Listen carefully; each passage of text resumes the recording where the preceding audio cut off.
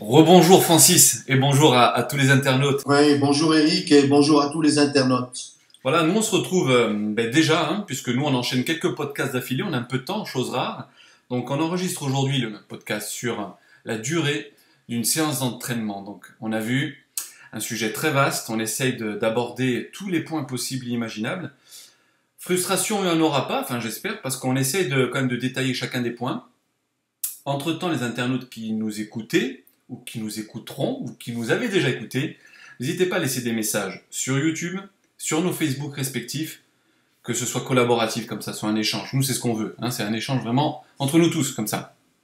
Absolument, et puis surtout que les internautes comprennent bien de quoi il s'agit, de quoi il en ressort, en ce qui concerne la durée d'une séance d'entraînement. La durée d'une séance d'entraînement doit se justifier. Donc, on ne va pas passer 45 minutes d'entraînement parce que notre programme nous dicte ces 45 minutes. Inversement, on ne va pas passer 2 heures d'entraînement parce que notre programme nous dicte. On ne peut pas avoir une durée d'entraînement par rapport au programme. Il faut qu'on ait une durée d'entraînement par rapport à nos possibilités.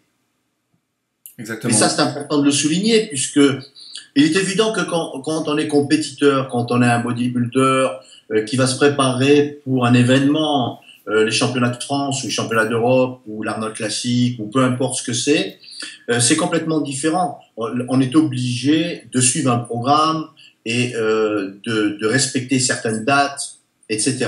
Mais quand bien même quand on est un compétiteur, il faut tenir compte aussi de ses possibilités. Sinon, on va aller au surentraînement, on va pas pouvoir stimuler le muscle au point où on va obtenir des résultats positifs. Ça ne veut pas dire développement musculaire lorsqu'on est en phase pré-compétition.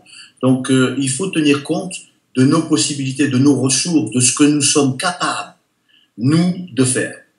Et ça, c'est important. Et c'est ce qui va expliquer la durée d'une séance d'entraînement. Moi, je bois tes paroles et je rajouterai juste pour complémenter et pour revenir radoter sur ce qu'on a dit dans les précédents podcasts que c'est toujours individualisé. Donc, encore une fois, nous, on essaie de se mettre à la portée de vous tous qui nous écoutez aujourd'hui. Et vous êtes nombreux et de plus en plus nombreux. Nous vous en remercions, Francis et moi. Et on espère que vous allez être encore plus nombreux. Alors, n'hésitez pas à relayer ces vidéos sur vos Facebook et un petit peu partout sur vos comptes YouTube si vous en avez. Alors, dans le dernier podcast, on parlait de temps de repos entre chaque exercice. On s'était attardé également sur la notion d'étirement, d'échauffement. Alors, tu préconises aussi, entre tes séries, de t'hydrater. Donc, mine de rien, pour ceux qui nous écoutent, ça prend quelques secondes. Alors, en fonction des objectifs, du type d'entraînement, la durée de repos entre les séries peut aller de 30 secondes, 1 minute et demie ou plus, en fonction du groupe musculaire, du poids utilisé. Et je l'ai dit sans respirer et sans avaler. Bon, donc, si on cumule aussi ceci, Francis, tu vas nous en parler maintenant, le temps peut être encore un petit peu plus long. Tu préconises quoi, toi, en fait, entre étirement, hydratation, entre chaque série, pour qu'on ait un entraînement le plus optimal possible? Le temps nécessaire, le temps approprié pour pouvoir monter l'intensité, pour pouvoir augmenter les difficultés EES. Pas une difficulté. C'est fantastique. Tu sais, quand tu dis le temps nécessaire, ça c'est un bon résumé. Parce que les gens me posent des questions aussi en aparté, et toi tu dois en avoir des centaines de questions, des milliers. Moi ils me disent, mais qu'est-ce que je dois faire? Comment je dois faire? Etc. Je dis, mais pose-toi la question. Tu es le plus à même de pouvoir y répondre. C'est en fonction de ton état physique, mental du moment. On en parle souvent, de ta méthode, tu insistes bien sur ça. Donc moi je dirais le temps nécessaire aussi, tout comme toi. Je vais te plagier souvent, Bien sûr, et merci. Le temps nécessaire par rapport à nos facultés, par rapport à nos possibilités. Donc le temps qui va s'écouler lors de l'exécution d'une série. De suite après l'exécution de cette série, à savoir, lorsque je fais une série, je vais dire aux internautes ce qui se passe. J'ai fait une série de leg extension. J'ai créé un effet. J'ai causé un effet. Cause à effet. Donc, je suis fatigué.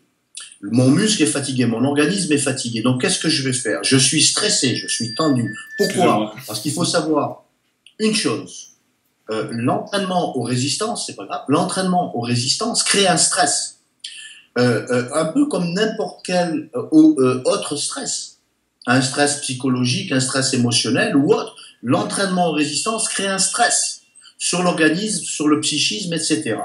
Donc, il va falloir un temps imparti avant de récupérer complètement pour pouvoir faire une autre série. Autrement, on va faire une autre série qui va être la même ou voire même moins intense. Le but du jeu, lorsqu'on suit la procédure de la performance progressive, c'est de toujours augmenter les difficultés.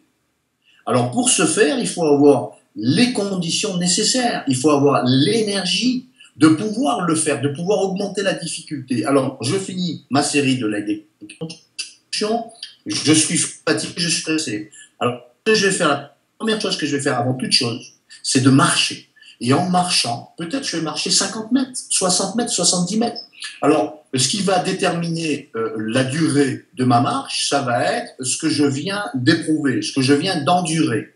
Donc, je suis fatigué, je suis stressé, je suis vers la fin de la séance de cuisse. J'ai besoin de plus de récupération parce qu'il y a une accumulation de séries de difficultés de stress. Donc, je m'en vais marcher pour prendre le temps nécessaire à déstresser mon organisme tout entier, et revenir après une marche. Alors, le fait de marcher, ça me détend, ça me permet de récupérer puisqu'il y a un temps qui s'écoule, etc. Je reviens à la leg extension, j'étire chacun de mes quadriceps, même un petit peu les ischios puisque ça permet d'avoir une meilleure contraction, d'avoir une meilleure souplesse pour pouvoir aller plus loin dans la contraction, bien verrouiller les genoux et tout. Donc le fait d'étirer également les arrières de cuisses lorsque je fais les quadriceps, c'est important. Donc je m'étire tranquillement, je prends le temps. Pourquoi je vais me brusquer? Pourquoi je vais écourter le temps de repos? Puisque j'ai le souci principal d'avoir les ressources, l'énergie, la puissance, la force, de pouvoir augmenter les difficultés et vraiment stimuler la croissance. Et plus stimuler la croissance qu'avec la série que je viens de faire. Donc, il n'est pas logique de repartir faire une autre série si je n'ai pas les moyens, si je n'ai pas les possibilités, si je n'ai pas l'énergie, les ressources, etc. Donc voilà, j'étire mes muscles, quadriceps, ischios, et à ce moment-là, je bois de l'eau. Alors si tu bois de l'eau de suite après un effort, tu es stressé, tu vas pas pouvoir boire, parce que tu es stressé. Donc quand tu vas descendre l'eau, ça va pas passer. Deux, pour assimiler l'eau, il faut pas que l'organisme soit perturbé, soit stressé. Donc, une fois que j'ai fait mon protocole, marche, étirement, etc., je suis moins stressé. Donc, je vais avoir plus la possibilité de boire et de boire dans de bonnes conditions qui vont me permettre d'assimiler l'eau bue. L'eau, élément important pour la récupération et permettant d'avoir des ressources supérieures pour pouvoir faire une série qui devrait être, virgule, plus importante, plus intense, plus difficile. Alors, donc moi je suis tout à fait d'accord avec toi encore une fois. Donc adepte, Francis Benfato, là on l'a bien compris, de la récupération active plutôt que passive. On en voit certains s'arrêter, se mettre sur un banc et pencher la tête et essayer de récupérer comme ça. Donc en effet, vaut mieux préconiser une récupération active, légère marche, cumulée à étirement, voilà, étirement, ce genre de choses. Alors prendre le temps qu'il faut, tout simplement, pour regagner de l'énergie, pour avoir les meilleures conditions possibles, de mieux travailler, de plus travailler, de vraiment stimuler le muscle à un niveau supérieur. Si c'est pour faire une série inférieure à celle qu'on vient de faire, c'est du temps perdu, c'est de l'énergie, c'est de l'effort perdu. Ça ne sert à rien puisque le muscle ne va pas réagir, ne va pas répondre, puisque cette série est moins intense, moins difficile. C'est vrai. Et l'importance de se développer. Et l'importance de l'eau, parce que s'il y en a bien qui ne boit pas assez, c'est moi, et puis je me force. Donc peut-être beaucoup qui m'écouteront et nous écouteront sont dans le même cas. Je me force parce qu'on le constate, d'autant plus ici, toi tu rentres dans la phase hivernale en Afrique du Sud, mais chez nous, donc en phase estivale, très très chaud. Les performances chutent énormément, très très vite, dès qu'on commence à se déshydrater. Donc raison de plus pour prendre ce temps-là, pour récupérer physiquement, mentalement, et physiologiquement, avec un apport donc hydrique suffisant pour être dans des conditions optimales pour la série suivante. Donc si on cumule tout ça, c'est une donnée de temps comme ça qui devient additionnelle et qui va faire une durée totale d'entraînement. Dans cette notion de durée de séance d'entraînement, moi j'ai noté encore sur ma petite feuille le nombre de groupes musculaires exercés. Il est clair que si je fais que les pectoraux, je vais avoir 15 minutes, 20 minutes. Alors, je donne une idée de réflexion aux internautes. 30 secondes éventuellement pour faire ma série, une minute et demie en fonction de mes objectifs. Hein, mais on va prendre quelque chose qui est sur la base d'une minute et demie. Est-ce que je peux te reprendre? Bien sûr, oui, si tu veux. Oui, ça devrait pas être en fonction de tes objectifs, ça devrait être en fonction de tes possibilités, Alors, de ton énergie, de ce que tu peux faire. Mais l'objectif, à condition que tu souhaites atteindre tes objectifs. Alors, si tu me laisses aller au bout, tu vas voir. Atteindre tes objectifs, mais tu vas voir. En fait, ça, c'était le classique. Et j'allais te plagier une fois de plus en te disant que le classique, c'est bien, mais moi, c'est le résultat que je veux. Donc, où je m'entraîne de manière classique, c'est-à-dire pyramidal, je fais presque une seconde la montée, une seconde et demie la descente, etc. On arrive dans un certain laps de temps, un laps de temps aussi pour la récupération en fonction du type d'entraînement. Ça serait trop long à rentrer dans tous les types d'entraînement, en tout cas aujourd'hui. Alors que moi, c'est pas tellement ça qui m'intéresse. Moi, c'est le résultat final. Donc le résultat final, il va dépendre en effet du nombre de groupes musculaires exercés, de la technique utilisée, et encore plein d'autres paramètres comme le matériel utilisé. Mais allez, remontons au tout premier. Nombre de groupes musculaires exercés. Toi, tu préconises dans la PPM souvent 1 à 2 groupes, si je ne me trompe pas. Hein, si tu peux enchaîner sur ça, au niveau de la performance progressive. Nombre de groupes musculaires exercés. Absolument. Alors, le nombre de groupes musculaires exercés va dépendre de mes ressources. Encore une fois. Ce matin, j'ai fait que les quadriceps. J'aurais pu rajouter les arrières de cuisse. Est-ce que ça aurait été une bonne chose ce matin pour moi? Peut-être pas, parce que tu étais trop fatigué. Non.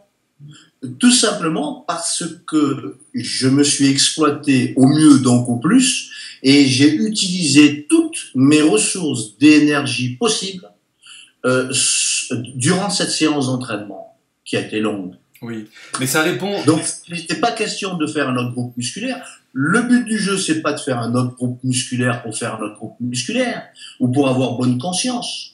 Le but du jeu, c'est de faire un autre groupe musculaire afin de le faire aussi bien que le premier. Si on le fait moins bien, ça ne sert à rien. Dépense de temps qu'il aurait fallu mettre à profit, plutôt allouer aux muscles. Donc, il y a des gens qui partent avec ce raisonnement. Je dois faire 2 ou 3 muscles par séance d'entraînement. Pour ce faire, je vais écourter ma séance de quadriceps et d'ischio, comme ça je vais pouvoir placer mes mollets. Ça, c'est très intelligent. Hein. Tu as tout à fait raison. Non, c'est illogique. C'est important, de préciser.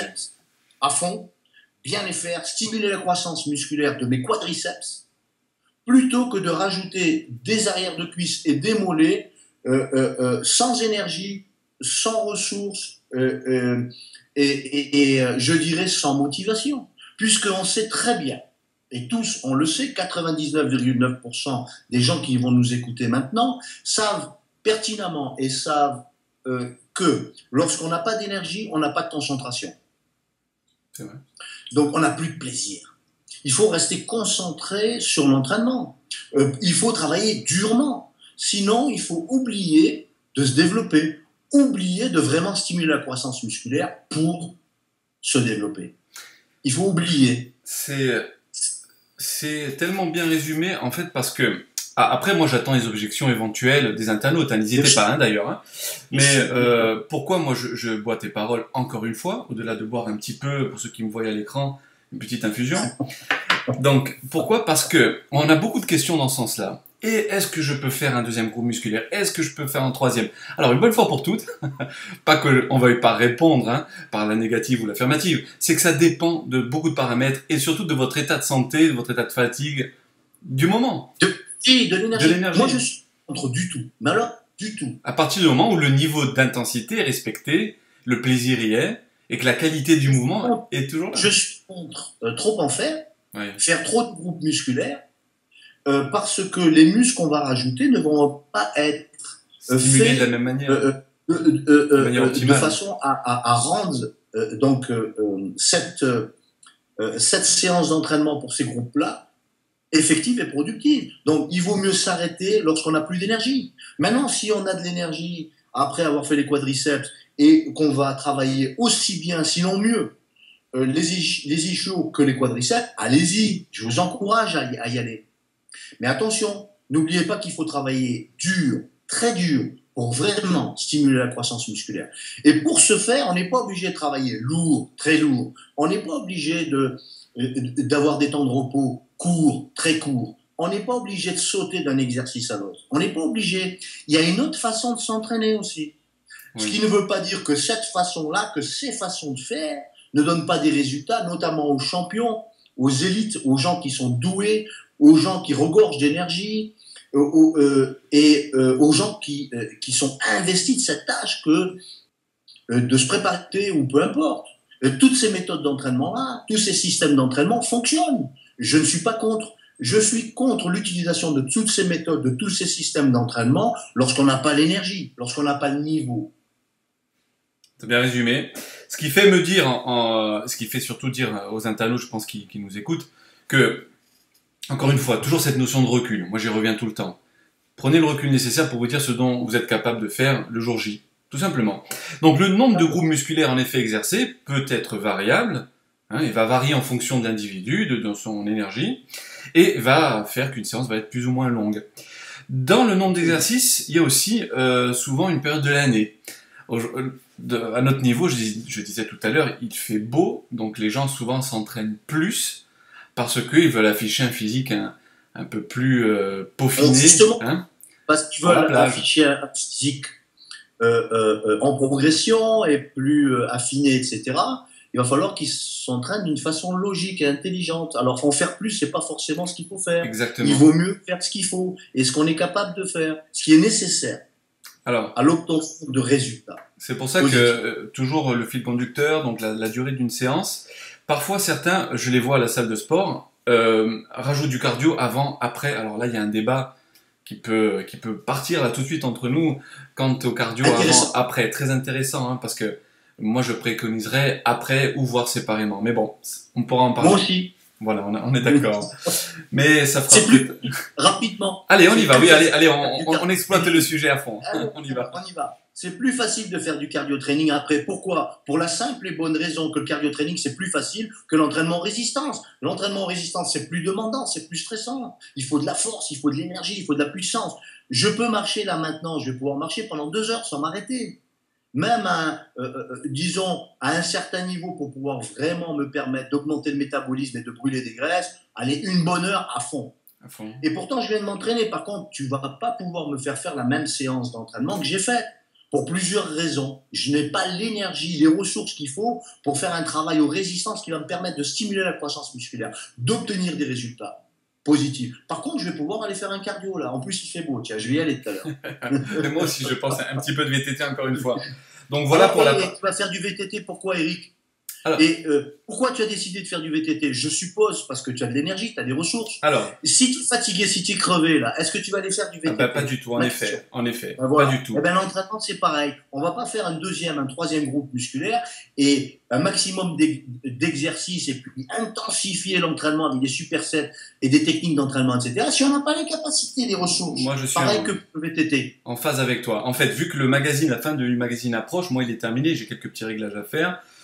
Ça va être un petit peu plus cool en fin de journée, donc moi j'ai prévu mon entraînement en fin de journée. Si le cardio je le fais pas maintenant bien séparé, ça sera après pour vraiment me relaxer parce qu'il y a un petit coin sympathique, je vais me balader. Donc voilà, pour moi c'est complémentaire. Et surtout pour travailler mon cœur, mon cardio. Mais par contre, pour ceux qui le cumulent avant, après, attention parce que des fois ça peut faire des séances un petit peu trop longues qui vont venir entraver la progression que vous espérez linéaire. N'oublions pas que pour faire du cardio-training, il faut de l'énergie. Et si vous voulez vraiment stimuler la croissance musculaire, si vous faites le cardio-training avant, vous allez vous fatiguer, vous épuiser, et vous allez utiliser des ressources qui pourraient être utilisées pour stimuler la croissance musculaire lors de votre séance d'entraînement, qui devrait être intense, qui devrait être dure, pour obtenir des résultats positifs. Donc faites votre cardio-training après votre séance aux résistances, puisque c'est plus facile de faire du cardio-training. Sachant qu'en faisant du cardio-training après la séance d'entraînement, on a déjà préparé l'organisme et on va commencer à brûler des graisses directement après la séance aux résistances. Alors que si on attaque par une séance de cardio-training, il va falloir au moins 20 minutes pour obtenir les résultats, pour commencer après à brûler des graisses et à obtenir les On a une petite les coupure. résultats Ah, qu'on est après. ça y est, on a eu une petite coupure, Donc, je me suis arrêté. mais c'est bon, ça reprend, c'est parfait. Donc moi, je suis tout à fait d'accord sur cette partie-là. Après, par rapport au cardio, je disais, si on parle de culturiste en compétition, il y a période de sèche, période de prise de masse, donc il y a à faire que l'entraînement va être différent et la durée de ce même entraînement, encore une fois, différent. Si les culturistes de haut niveau, niveau intermédiaire, en tout cas qui vont sur les scènes de compétition, nous écoutent et qui ont déjà commencé à utiliser la PPM ou qui l'utilisent déjà, n'hésitez pas à intervenir. Donnez-nous votre ressenti, vos retours, parce que ça nous intéresse, hein, Francis? Bien sûr, beaucoup. Alors, Énormément. on parlait un petit peu d'organisation, de recul, d'avoir ce bon sens en fait qui est nécessaire à avoir une séance qui est la plus, peu importe, compacte, intense, Si. effective, en tout cas productive, comme tu le dis si bien. À ce niveau-là, moi je me suis noté un petit aparté, les carnets d'entraînement. Je me suis noté, tu vois, un petit point, je l'ai souligné. C'est bien. Voilà, l'importance d'avoir un carnet d'entraînement, parce que sinon on peut partir tout azimut pour optimiser justement ses performances, avoir des repères comme ça pour arriver à optimiser justement le temps qu'on a. Parce que j'entends certains nous dire, enfin nous on les entend pas, mais on peut imaginer qu'ils nous disent, mais pour vous c'est facile à caler un entraînement ce soir ou demain ou l'après-midi, mais nous on travaille, on n'a peut-être pas le temps. Qu'est-ce qu'on peut leur dire à ceux-là? Que moi je suis déjà passé par là, et peut-être toi aussi des milliers de fois, et qu'encore une fois, comme tout un chacun, on doit s'adapter. On va pouvoir leur dire une chose, c'est que s'ils veulent vraiment progresser, il va falloir qu'ils allouent le temps nécessaire pour progresser. Et peu importe si on s'entraîne une fois par semaine, mais il vaut mieux prendre le temps nécessaire pour stimuler la croissance musculaire et obtenir après les résultats. Alors, à cet effet, j'enchaîne sur quelque chose qui me tient à cœur. Parce que dans la salle de sport que je fréquente, de mes amis de Perfect Bodies, on me pose aussi la question, la notion de temps. Parce qu'en ce moment, ils me voient un peu moins parce que je travaille beaucoup et je me dépanne avec une machine PowerTech donc, que j'ai au bureau. Il me suffit très bien pour me maintenir en tout cas, même si j'ai pas la variété de tous ces exercices possibles et imaginables en salle de sport. Mais cette notion de temps, moi je pose la question suivante. Je dis, est-ce que vous avez le temps de regarder Games of Thrones ou quelques épisodes de séries que ce soit? Et ils me disent oui. Alors, je dis, si vous voulez allouer, tu parlais, hein, allouer du temps, en fait. Si regarder une série télévisée pour vous est fondamental et fait partie de votre bien-être général, continuez à la regarder. Mais alors, ne vous fustigez pas en disant, moi, j'ai pas eu le temps de m'entraîner. À vous de vous adapter. Moi, le premier, j'ai été contraint de m'adapter de manière vraiment compliquée, des fois très tôt le matin, des fois très tard le soir, qui était moins pratique pour moi et encore plus taxant pour mon organisme. Mais avec un travail donc très prenant en termes très chronophage, donc en termes de temps. L'adaptation, ça a été la clé. De pas tout faire non plus. Tout à l'heure, on parlait de cardio cumulé l'entraînement. Je les sépare aujourd'hui. Je me prends plus la tête en gros, hein, pour ceux qui m'écoutent. J'essaie de prendre du plaisir. Tu parlais de notion de plaisir pour être performant. Avec le plaisir, je suis performant. Résultats. Si tu veux avoir des résultats, Eric, il faut qu'il y ait cette notion de plaisir. S'il n'y a pas cette notion de plaisir, ça devient un boulot, un autre boulot. Ça devient un stress encore plus important que le stress occasionné par l'entraînement lui-même. Donc, il faut qu'il y ait cette notion de plaisir. Et pour ce faire, il ne faut pas être pris par le temps. Si tu fais les choses à la va-vite, tu vas être conscient. Étant donné que tu vas être conscient que tu fais les choses mal, tu vas être stressé. Et c'est pas en bâclant que tu vas stimuler le muscle au point d'obtenir des résultats. Et c'est ce qui explique que 99% des gens qui s'entraînent aux résistances, la majorité des gens qui s'entraînent en gym, en Corse, en France, en Europe, dans le monde entier, n'obtiennent pas des résultats parce qu'ils sont pris par le temps. Et alors il faut que ce soit une priorité. Il n'est pas question pour moi, malgré mes occupations professionnelles, de faire passer l'entraînement après quoi que ce soit. Je dis bien après quoi que ce soit. Puisque l'entraînement va me permettre d'être équilibré physiquement et moralement et mentalement. 1. 2. D'être en pleine santé, d'avoir de l'énergie, d'avoir des ressources, de travailler, de m'investir sur la longévité, sur la fonction du corps humain, de travailler aussi contre l'âge. Hein. Donc tout ça, c'est très important. Nous, les êtres humains, on est d'accord, tous, de faire des heures supplémentaires, de travailler 8, 10, 12, 15 heures par jour, certains, pour pouvoir avoir le bien-être. à savoir s'acheter une maison, avoir les voitures qu'il faut, avoir les vacances, les vêtements, etc., etc., j'en passe, et des biens meilleurs que celle-ci. Mais on ne veut pas s'investir, on ne veut pas passer du temps à travailler sur la santé, sur la longévité, sur le plaisir de s'exercer, sur l'obtention d'un physique hors du commun, esthétique, etc. Quand on va se mettre en maillot sur la plage cet été, on a envie d'être le mieux possible, etc. Donc il y a tellement de raisons de s'exercer et de choisir le bodybuilding comme l'activité principale pour s'exercer et pour obtenir tellement de bienfaits qu'il n'y a pas d'excuse. Il faut que ce soit une priorité. Alors si on travaille à 8 heures et si le gym ouvre à 6 heures, ou si on a la carte comme en France, pour pouvoir aller s'entraîner à 6 heures du matin avant d'aller travailler, ou même à 6 heures moins quart, on prend la douche, on se rase et puis après on évite même la circulation pour aller travailler. Donc on a tout gagné là. Par contre, ça demande de la discipline, ça demande des efforts, ça demande de la volonté, ça demande du courage, de la détermination, etc., etc. Mais c'est une priorité, donc il n'y a pas d'excuse. C'est vrai. Pas d'excuse, c'est pour ça qu'à mon niveau, moi j'ai pris ce fameux recul nécessaire, j'ai repris des vieilles habitudes avec ce carnet d'entraînement, c'est là où je voulais en venir également tout à l'heure. Et je me suis donné des objectifs à plus ou moins, je vais pas dire long terme, mais moyen terme en fait. Donc je reste encore une fois logique avec mes capacités, avec mon potentiel, avec tout ce qui fait que ça va être faisable, et puis dans un temps plus ou moins court. Donc, carnet d'entraînement, important parce que quand je vois des personnes parfois, c'est là où je vais enchaîner sur l'entraînement au feeling et parfois l'entraînement donc avec un carnet de bord, ça peut changer tout au tout, parce que certains arrivent et se disent, tiens, moi aujourd'hui, je sais que j'avais fait le haut du corps, donc tiens, je vais faire le bas du corps, et cette perte de temps parfois, chez certains, c'est un plus, hein. Ils s'entraînent mieux comme ça, hein. Moi ça m'est arrivé aussi de m'entraîner au feeling. C'est un peu des fois décousu, ils s'arrêtent, ils demandent aux collègues, tiens, je peux enchaîner avec toi le squat parce que je suis en train de faire les cuisses, et résultat, la séance peut durer un peu plus longtemps, puisque c'est l'objet de notre podcast, hein, des divers épisodes. Donc toi, tu préconises quoi? Ou est-ce que tu préconises les deux d'ailleurs, hein? Feeling, carnet de bord, un mélange? C'est bien, moi je dis le carnet de bord, c'est bien. Avoir un programme d'entraînement, c'est bien aussi. Savoir les muscles qu'on va exercer, c'est très bien. Mais il va falloir après, en se rendant compte par soi-même, ce dont on est capable de faire et de ne pas faire. Donc, qu'il y ait des modifications, qu'il y ait des changements, ça devrait faire partie aussi d'une séance d'entraînement.